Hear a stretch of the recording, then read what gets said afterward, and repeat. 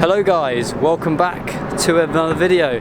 Today I've had a few requests to talk about long exposures, I think specifically cityscapes. Obviously we're going to do some light trail stuff as well. I've already been to one location, but I couldn't film the intro there just because it was kind of like a nice peaceful spot. So I've come to Canary Wharf just so I can do the intro. So yeah, I've come to Canary Wharf tonight just because it's probably my favourite cityscape. Apologies about how I look right now, also the lighting. I am currently just stood on a pathway outside West India Quay Station. Today I am in Surrey Quays, and so there's a plane going over, but you get an absolutely sick view of Canary Wharf. So it's just, you can see the screen already. So the first thing you want to look at is your aperture. So usually when you're shooting a cityscape long exposure, you want pretty much most things to be in focus. This way you get like a cleanest image. You don't want it to be at 1.8 because that means like it'll just not be good for a cityscape. So you want to, I'm at f7.1. I like that aperture. It gives me enough light coming through that I can get the shutter speed I want. ISO you want to be at 100 because you don't want any noise whatsoever. And shutter speed, I've got it on 8 seconds, but you basically just adjust your shutter speed comparative to how much light you want. You can go 10. I'm at 8 because I just like how 8 looks. So yeah, let's take that photo. It's quite a busy spot, so I'm trying to be quiet as well. So yeah, as you can see, it's gone sideways. I'll put it on the screen. You get a really nice cityscape, everything in focus, and yeah. Right, so I've got the wide on now, well the wider, and it's in manual focus. So I'm going to actually change it. You should be in manual focus, to be honest, just so you can nail focus. There we go. So you should be in manual focus. I was in auto for the last one. I should say you can go into autofocus if you're using single point, because if you just single point autofocus onto a subject, you're not going to be having loads of points going around getting distracted when you try to take the shot. So to be honest, you can use autofocus if you're shooting that, but look at the reflection on the water. It's absolutely insane. I'm also going to take a landscape shot of this as well. So I'm going to do a landscape shot of this as well because it's just insane. Do manual focus. Get up to where I want to focus. That's pretty good. 2-second timer. You always want to have a timer as well. Have you seen my other POVs where I'm on rooftops? I do a timer. That is because you don't want any shake in the camera. You want to press the shutter, let it time down, and then it takes the photo just so it's stable as possible.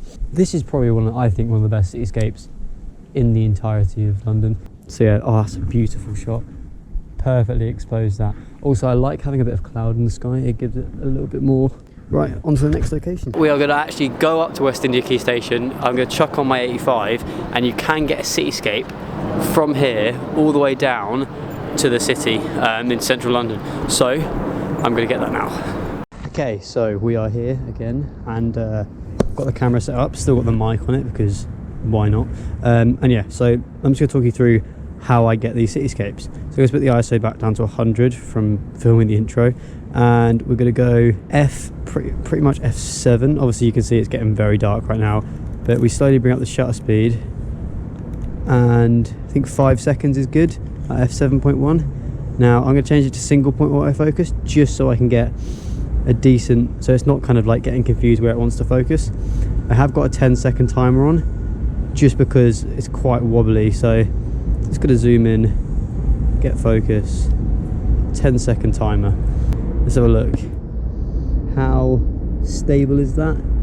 A little hazy and a little motion blur. So we're actually going to just take it real quick. So I'm just going to talk through what settings I'm using. So I'm using f7.1. That means pretty much everything in the shot is going to be in focus. I'm using ISO 100 just to make sure that the image is as clean as it can possibly be.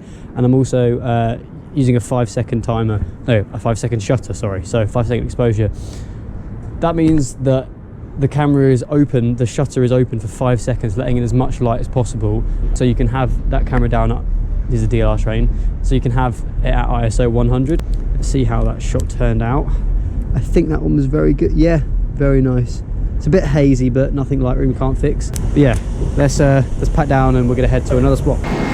So I got that shot there, which I've been wanting to get for a really long time. But yeah, so I took the shot, I'm happy with it.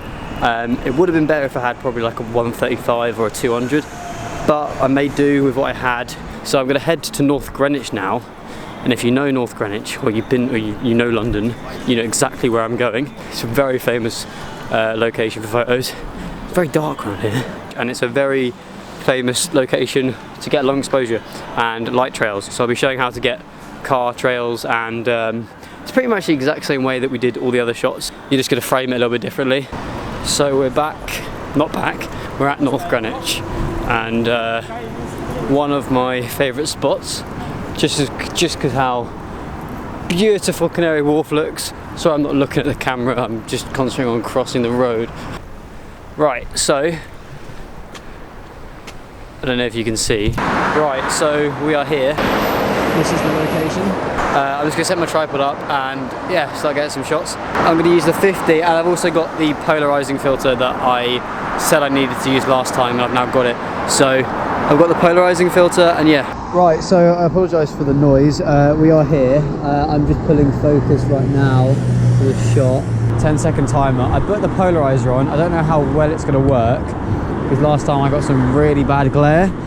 So I really hope I don't get that this time. I am directly below a light though. I am going to move more central, but I think this is probably the best spot to not get any glare. Hey! No glare and some lovely light trails on that shot. Let's go. So what we're doing is we're doing 5-second exposures, f7.1 ISO 100. As I've explained before, that allows the best depth of field at f7, because you know you want everything to be in focus, and also it's 5-second exposure. It gives the time for the cars to create light trails basically. And today I don't think I'm going to even need to blend these in Photoshop. I've got pretty much an even number of cars coming on each side of my image. Yeah, what I am going to do is I'm going to chuck on the 85, so I'm going to come back to the here, I'm going to chuck on the 85, and I'm going to get a detailed shot of Canary. Oh, this is going to be lovely. I'm actually going to come a bit lower. That's better, because if I went like that, I'd have a lot of negative space in the top part of my image, and I want the light trails in as well. Right, I accidentally had touch shutter on, so I don't know how well this is going to turn out. Oh, that is really nice. That is gorgeous. Obviously we've got a little bit of flaring from the light. We are directly underneath a light. Right, so just finished up here at North Greenwich. Loving the shots. It went a lot better than when I came here with Josh. No offense, Josh. But yeah, I'm basically just standing over the road, and yeah, it's a great time. Now I'm going to walk back to the station, and yeah, that's the end of the video. I hope you enjoyed the video. Life lesson, you don't need a Sony to do this. You can do this with a Canon and Nikon, although I don't know why you'd buy a Nikon anyway. You can do this with any camera. So yeah. Anyway, I hope you enjoyed the video. I'll see you guys in the next one. Hopefully a better video.